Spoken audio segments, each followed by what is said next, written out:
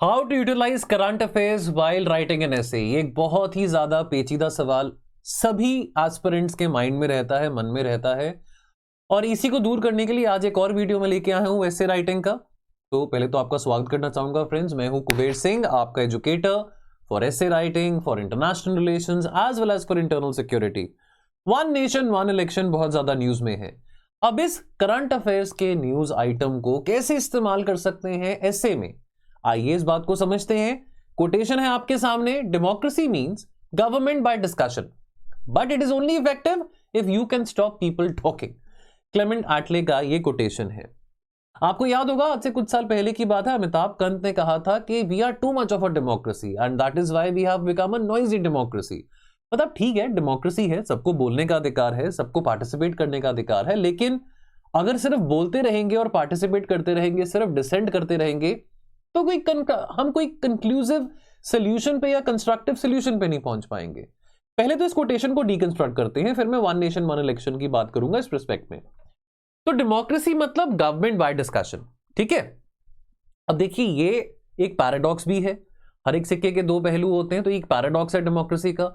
At its core democracy thrive करता है debate पे, डायलॉग पे, डिलिब्रेशन पे।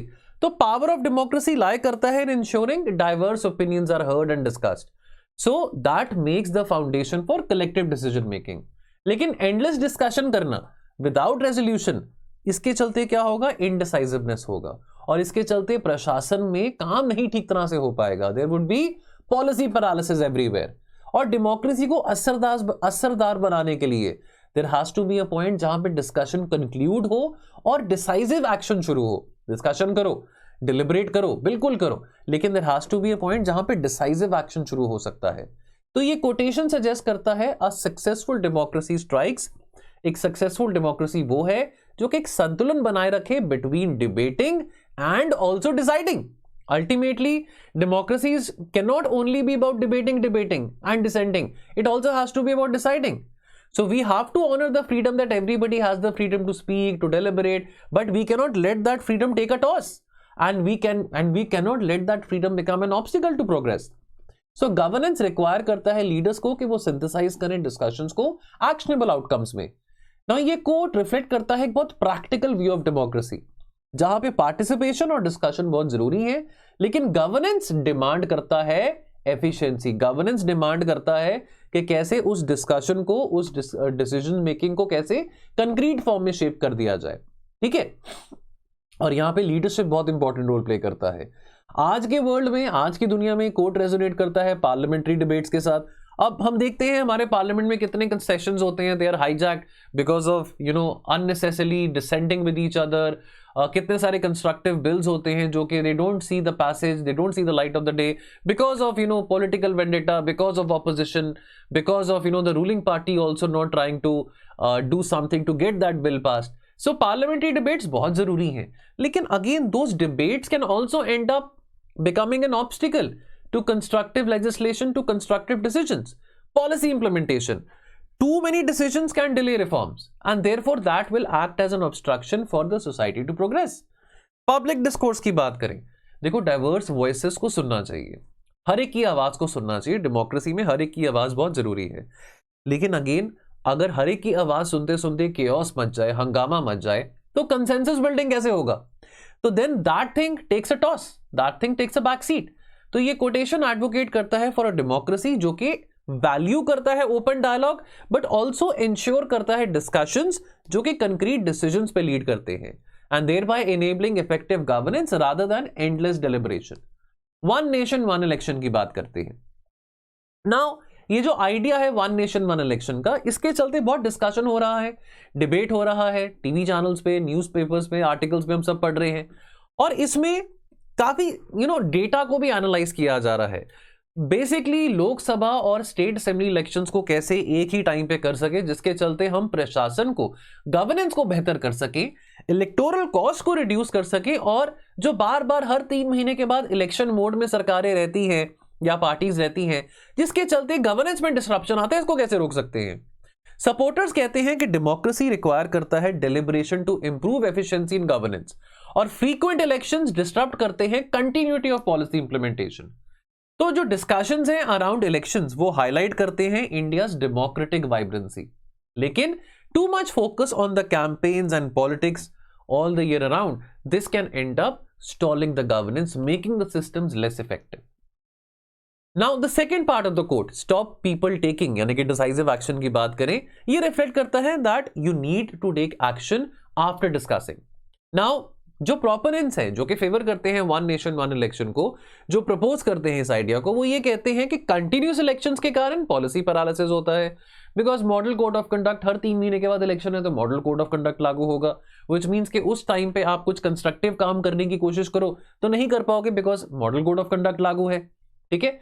नहीं तो मॉडल कोड, नहीं तो इलेक्शन कमीशन उस आपके सरकार के पर्टिकुलर एक्ट को, पॉलिटिकल पार्टी के पर्टिकुलर एक्ट को एक वोटर अपीजमेंट पॉलिटिक्स के तौर पे देखेगा, तो वो काम नहीं कर सकते हैं। देन एक्सेसिवली फोकस किया जाता है शॉर्ट टर्म पॉलिटिकल गेन्स के लिए rather than long term reforms, because again we are always into an election mode. तो इलेक्शंस को, नेशनल असेंबली और स्टेट असेंबली इलेक्शंस को सिंक्रोनाइज करके we can probably stop this constant cycle of this electoral discourse, thereby allowing governance to move forward effectively. By conducting elections once every 5 years, the government can focus on policy making instead of being perpetually in election mode. So thereby that will end up balancing the democracy's need for discussion with the need for decisive action. अब philosophical dilemma की बात करते हैं, तो ये coat support करता है, quotation कहता है कि एफिशिएंसी लेके आनी चाहिए, एफिशिएंसी लेके आनी चाहिए, डिसीजन मेकिंग होनी चाहिए, कंसेंसस बिल्डिंग होनी चाहिए, ठीक है। एक्सेसिव डिस्कशंस होना, एक्सेसिव शोर शराबा होना, एक्सेसिव हंगामा होना सही नहीं है। लेकिन अगेन यहाँ पे one nation one election proposal कुछ ऐसे कंसर्न्स रेज करता है जिसको समझने जरूरी है।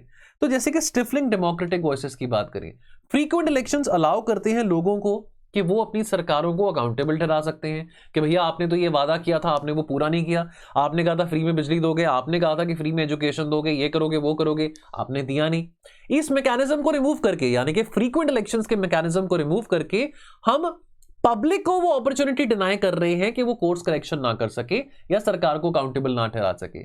Then centralisation of power. Now देखो, नेशनल मुद्दे और होते हैं, लोकल मुद्दे और होते हैं, तो देयरफॉर अब कहीं ना कहीं ये कंसर्न आता है कि रीजनल डाइवर्सिटी अंडरमाइन होगी अगर एक ही बार सेंटर में और स्टेट में इलेक्शंस होंगे, ठीक है। अब ये प्रपोजल एम करता है टू स्टॉप पीपल टॉकिंग, लोग बातचीत करें, लेकिन जितना लोग बातचीत ही करते रहेंगे तो इफेक्टिव गवर्नेंस नहीं हो पाएगा। तो डेमोक्रेसी हैज टू इंश्योर कि ये जो प्रोसेस है, this is not silencing meaningful dissent and representation. Dissent is an essential part of democracy, but at the other time, on the other hand, we have to ensure that too much of dissent is also not good. I mean, too much of dissent is also not good for the functioning of a government. So therefore, we have to also ensure that we are not unnecessarily silencing meaningful dissent. So if there are doubts and reservation, people are talking about one nation, one election. After all, ये 2/3 majority से तो नहीं पास किया गया parliament में, which is fine. I mean, because उसके चलो constitutional amendment procedures जो हैं वो सारे के सारे ऑलरेडी हमारे चैनल पे डिस्कस किए गए हैं by Prerna ma'am and by Ayush sir about the whole process of one nation one election, but there will be people against this idea and you have to respect their opinion as well. Now, ये quotation perfectly encapsulate करता है the whole debate which is happening around one nation, one election. So this is aspiring us to make governance efficient. This is aspiring us to make the governance more efficient by minimizing the disruptions which is being caused by constant discussions, which is by frequent elections. However, the success lies in achieving a balance and achieving a संतुलन जो कि ensure करेगा democratic dialogue को और साथ के साथ accountability को, ये दोनों चीजें vibrant रहे while we are forging ahead for a decisive action. Now, आपके साथ कुछ मैं डेटा शेयर करना चाहता हूं जो कि आपके काम आ सकता है जब इस डिबेट के रिगार्डिंग बात हो रही हो, या अगर आपने GS2 में कोट करना हो वन नेशन वन इलेक्शन के बारे, अगर आपने एसए में कोट करना हो इस टॉपिक के बारे, तो Delhi based non profit centre for media studies का यह कहना है कि भारत ने 600 बिलियन रुपीज से ज्यादा स्पेंड करे हैं 2019 के जनरल इलेक्शंस में। So this makes it one of the most expensive elections at that time. लेकिन क्रिटिक्स का यह कहना है कि दैट द सेम गोल कि भाई कॉस्ट को रिड्यूस करना है, इस करके वन नेशन वन इलेक्शन कर रहे हैं, ये जो मूव है बैकफायर कर सकता है।